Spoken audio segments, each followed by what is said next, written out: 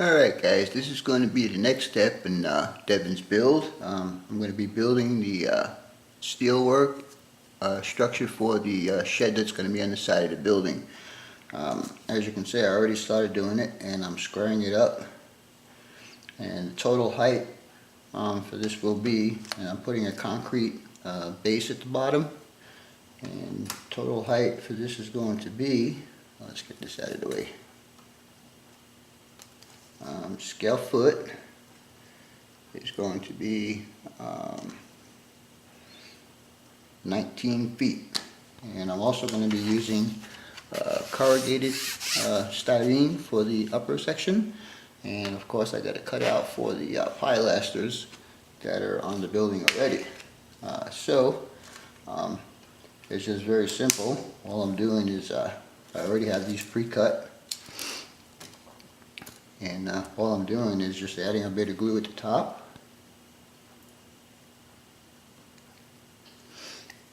And I'm going to square it up with this guy. I already marked them off for where I want them. And so, just give it a little bit of pressure right there for a second or two. Pull that away. And there's the next one. And I'll do the same thing on the other side. I'm going to paint this foundation. Is going to be painted the aged concrete, and I think I'm going to paint the cover silver. What else? I think that's going to be it for now. But anyhow, just to give you an idea of how that's going to look, and then this will come down on an angle from the building, and it'll be sort of like that. Anyhow, just thought I'd share this little bit of info with you guys, and I'll show you the finished product when I get done with this. Stay tuned and we'll be back shortly. Alright guys, I'm back here with the structure for the outside extension shed for Devon's build. And as you can see, I have it all together. And what I did do is, because this has such a small gluing surface, I added this little extension piece. If I can find the piece here. Anyhow, little extension piece, I put it inside the ribs. So when I put it onto the foundation part, which I also have, if you can see that or not, but it is masked off where the glue is going to be. So what happens is this will sit on top of here, if I can get this with one hand, like that, and then I'll be able to glue it on the back side of this, and this will be on the inside of the structure so you won't even see it. These have already been primed and they're getting ready for their paint. I'm not quite sure what color I'm going to paint the steel work, so we'll have to make up my mind here pretty soon, because this is getting ready to go together. And if you stay still for a minute, I will show you what one stripe looks like on the gray. So hang out and we'll be right back. Alright guys, I thought I'd give you guys a little sneak peek on how these stripes came out. Overall the paint did pretty good, but you can see because of the thickness of paint that I have on there, that there actually is a little bit of white showing. So what I'm probably going to have to do is go to Home Depot and give them a sample of the red and have them make me up a jar of the red paint so I could touch this up. Just one boo-boo right here. I'll see if I can adjust that when I put it together, because this wall actually is a little higher than this wall right now, so it might just line up afterwards. We'll touch up there, and then over here along these edges I over masked it, so I'm going to have to touch that up also. And some more spots over here. But theoretically, it didn't come out too bad. And Larry Wendell, I'd like you to know that I did put concrete pads under the steel beams. It was my plan all along, but I didn't know when I should show that or not. And also, these two beams here, first of all, they get covered on the backside, and then they also have a couple of concrete pads that are going to go down there. And basically, I already marked off all the areas that need to get masked off, and so this is almost ready to get painted. Anyhow, I just thought I'd give you a little sneak peek on this, and we'll talk to you later. Bye. Alright guys, here we are back for the next part of this build. I decided that this is going to be a standalone outside shed, just for purposes of shipping. You'll be able to just lift this whole thing out and be able to move it and do stuff inside. But anyhow, again, what I'm using for this is the 276 I-beams, and of course, like I showed you earlier in this video, to reinforce the I-beams, I'm using this number 136 strip styrene. And what happened here is, this is the strip, and it's cut and it fits right inside. I don't know if you guys are going to be able to see this because of the light, but anyhow, it fits right inside the webs, and I leave just a little bit down at the bottom, so when I put it on to here, it has a little bit more gluing surface. So let me go ahead and glue these all up, and we'll move on to the next part of this build. Alright guys, here's a little bit of a tip. When you're going to glue surfaces that need to be flat, you're going to do it on your work area.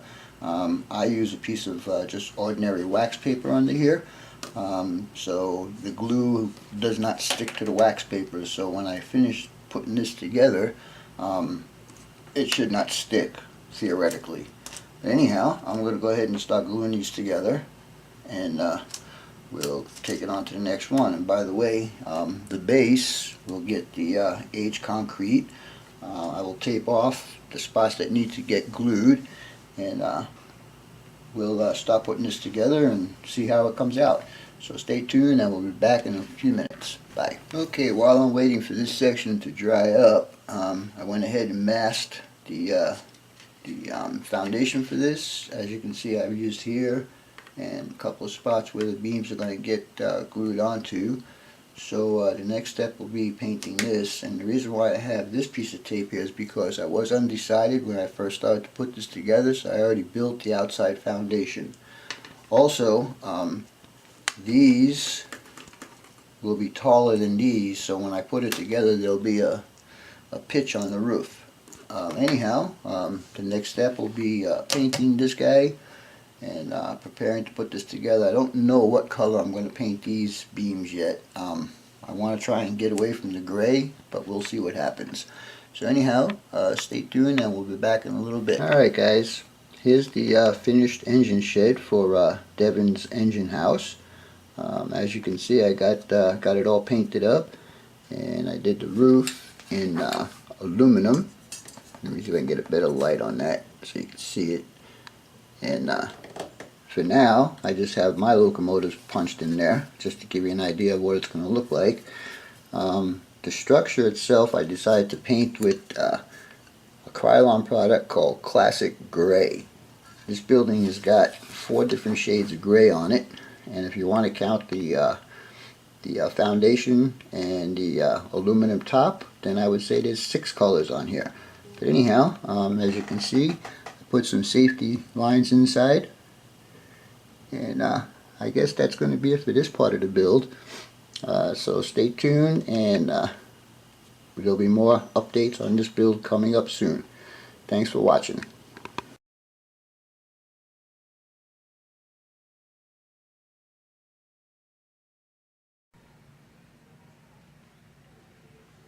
Alright guys, welcome back, and And now I'm going to show you guys the building that I am going to be doing next. It's a non-railroad related building. The person I'm doing this for is into different type of hobby. And you guys that buy the HO locomotives with all the bells and whistles, when I show you the pictures of what this guy is doing, you'll understand why they cost so much. Anyhow, the scale is 1/50th, and it's going to be a parking garage for his toys. So let me get you off the tripod, and I'll show you the building. It's a mock-up of the building. Of course, I do all my builds mock-ups first.